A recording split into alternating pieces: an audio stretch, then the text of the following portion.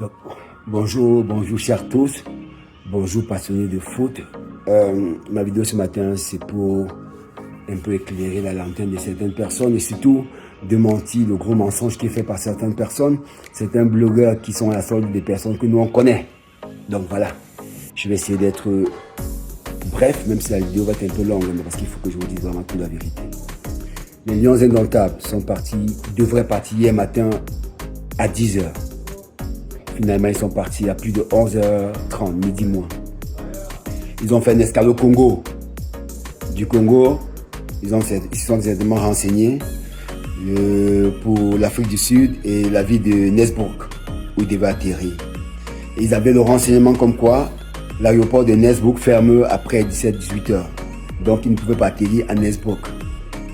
Mais Cameco a quand même insisté. Cameco a quand même voulu atterrir, alors qu'ils savaient que c'était impossible. Finalement, ils ont fait demi-tour et ils ont atterri à Johannesburg. Et voilà où le film commence. Quand ils ont atterri à Johannesburg, qu'est-ce qui se passe? Il est plus de 20 heures. L'agent comptable comprend que c'est pas possible. Qu'est-ce qu'il faut faire? Il appelle le président de la fédération, Samuel Eto'o, qui décide, par ses propres moyens, de prendre un hôtel et que les joueurs puissent dormir, prendre les forces. Et le matin, ils vont prendre le vol pour Nesbrook qui est à 50 minutes. Seulement, Marc Brice, l'amateur qu'il est, et les joueurs font une réunion. Les joueurs décident, alors qu'ils savent bien que c'est très long. Un bus à plus de 350 km, ça va faire plus de 4 heures.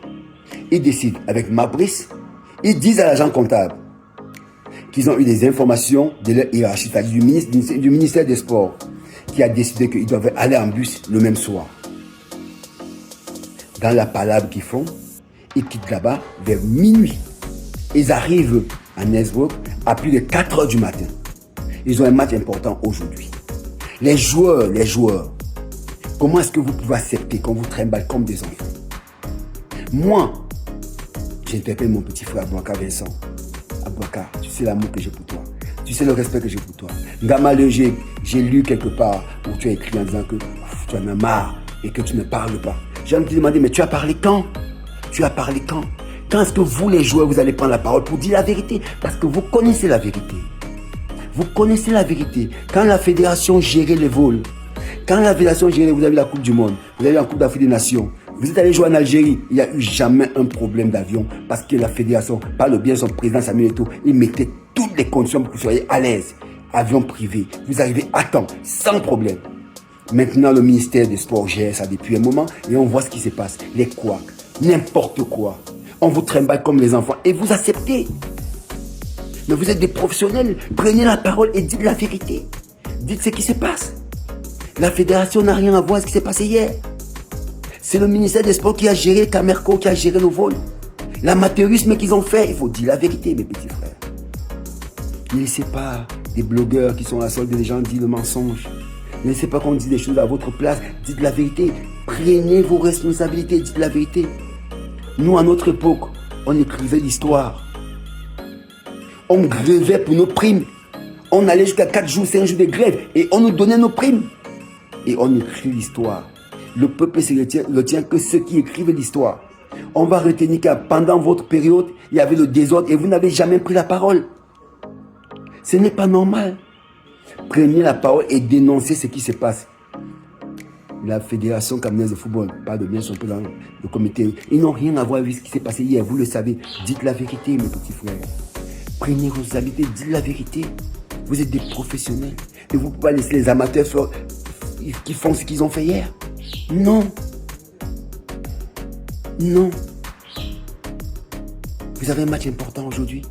Et vous ne pouvez pas accepter que vous preniez, on vous amène en bus à plus de 4 heures. À la veille des matchs, les jambes vont gonfler. Comment vous allez faire? Alors je vous en prie, prenez la parole. Et dites-leur, restituez la vérité. La fédération n'a rien à voir. Le président de la fédération a pris l'hôtel, il a payé ses propres deniers. Et vous n'avez pas le conseil du ministère et de ses agents. Et Marc Brice, qui est un amateur, qui ne connaît rien. Parce qu'il ne connaît pas le fonctionnement de l'équipe nationale, ces messieurs. On vous le dit tous les jours. De grâce, prenez la parole et dites la vérité. Ok, mes petits frères, je vous souhaite un bon match. Alors, salut la famille, j'espère que vous portez bien. De mon côté, je me porte super bien. Famille, je vous prie ici de partager la vidéo, liker, surtout abonnez-vous à la page pour ne pas rater les prochaines vidéos. Laissez vos avis dans les commentaires parce que c'est très important. Allez aussi vous abonner à ma chaîne YouTube. Vous avez suivi le grand Bernard Choutan qui essaie d'expliquer ce qui s'est passé par rapport à nos lions indomptables. Il a expliqué ce qui s'est passé en Afrique du Sud. Moi, ce que je vais comprendre, je vais savoir si c'est Samuel Eto'o qui gère les lions indomptables ou c'est le ministre du Sport qui gère maintenant les lions indomptables. Parce que nous, on ne comprend plus rien. Parce qu'on ne sait pas si Mabrice est venu au Cameroun pour travailler avec la FECAFOOT ou il est venu travailler avec le ministère du Sport. Nous, on ne comprend plus. On ne comprend pas. On n'arrive pas à comprendre vraiment ce qui se passe. Et nous voulons vraiment comprendre qu'est-ce qui se passe depuis un certain moment. Ça, c'est quel genre de guerre qui ne finit pas. On va voir aujourd'hui vous embrasser quelque part pendant les cérémonies, croyant que non, l'histoire est finie, mais on se rend compte que il y a l'hypocrisie qui se joue et on n'arrive pas à comprendre. Et ce qui est le plus marrant dans cette histoire, c'est que on voit des joueurs qui ne peuvent pas prendre la parole pour dire non à ça. On voit un capitaine comme Aboubakar Vincent qui ne peut pas prendre ses responsabilités de dire que oui, comme vous voyez là, à compter d'aujourd'hui, si c'est que vous ne vous arrangez pas, nous aurons pu venir jouer pour l'équipe nationale. Parce que je pense que c'est la seule solution de dire non à ça et de stopper tout ce qui est en train de se passer aujourd'hui. Mais ce qui m'énerve, c'est qu'on voit un blanc qui quitte dans son pays, mais qui vient au Cameroun, manque de respect à Samuel Eto'o, manque de respect même à certaines personnes au Cameroun, à certains entraîneurs camerounais, et je vois certains blogueurs camerounais qui applaudissent. Je vois certains blogueurs qui applaudissent ça, qui disent carrément que oui, c'est normal. Juste pourquoi? Parce que vous détestez quelqu'un. Vous détestez qui? Samuel Eto'o. Et Samuel Eto'o a laissé tout entre les mains du ministre du Sport. Et vous-même, vous êtes en train de voir ce qui se passe. Vous voyez vraiment ce qui se passe. Moi, ce que je vais dire dans la vidéo aussi, famille, j'aimerais que vous partagez la vidéo aussi. Pour moi, je dis Dieu merci. Parce que si Samuel Eto'o avait voyagé avec les lions, on devait dire que c'est à cause de lui que ceci est arrivé. Dieu merci qu'il n'était pas là. Dieu merci qu'il n'était pas là. S'il pouvait se retirer, même les laisser gérer, ça devait être très bien. On devait voir ce qui doit se passer. On doit voir ce qui doit se passer. Parce que pour moi, je préfère même que Samuel Eto'o se retire, il les laisse gérer, mais il fait autre chose. Donc même si c'est que les lions veulent se déplacer, il les laisse faire ce qu'ils ont besoin de faire. Il fait ce que lui-même donc il fait ce qu'il a pas l'habitude de faire. Il reste tranquille, il regarde faire, il regarde ce que ça va donner. Rien que pour la journée d'avant-hier, que Samuel Eto'o n'a pas mis sa bouche dans vos histoires.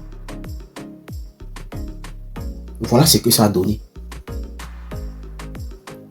Mais avec le cœur même que lui-même il a, son cœur de pitié, il a même demandé de payer même l'hôtel, prendre l'hôtel pour vous. Vous avez refusé. Pour vous, c'est que non. L'ordre est venu du haut. Dans Samuel Eto'o n'a plus rien à dire à la FECAFOOT. C'est le ministère du Sport maintenant qui gère tout. C'est avec ça que nous voulons le changement dans notre pays. Pourtant, on a toujours les mauvaises mentalités. On fait semblant d'être avec quelqu'un, mais pourtant, au fond, on n'est pas avec lui. Mais au fond, on n'est pas avec lui. Certaines personnes sont en train de dire, on voit certains blogueurs qui ne disent pas la vérité. Mais heureusement que Bernard Tutan est là pour éclaircir et pour dire vraiment ce qui s'est passé. Voilà donc la vérité. On peut être méchant comme ça jusqu'à ce point. Et ce qui est même marrant, c'est que vous partez jouer avec une équipe que nous on ne connaît même pas. Que même pour prononcer même le nom de l'équipe là, c'est un problème. Mais vous partez faire match nul avec une équipe pareille.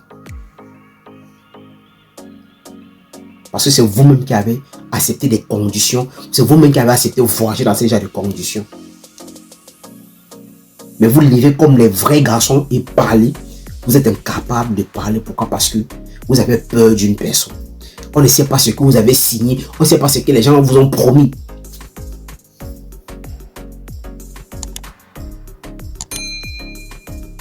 Et tout se bat corps et âme. Il se bat tous les jours pour rendre le football très haut. Le football camerounais très haut. Mais vous êtes là toujours pour le mettre les bâtons dans les roues. C'est ça le cœur du Camerounais. Et c'est ça la mentalité du Camerounais. Oui, c'est ça la mentalité du Camerounais.